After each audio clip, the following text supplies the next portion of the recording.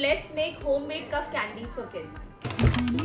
For that, we need 1 cup of jaggery powder, add half cup of water, 2 spoons of dry ginger powder, cardamom powder, some clove powder, add some honey and some lemon juice. अरे जाने कहाँ मेरा जी कर गया जी।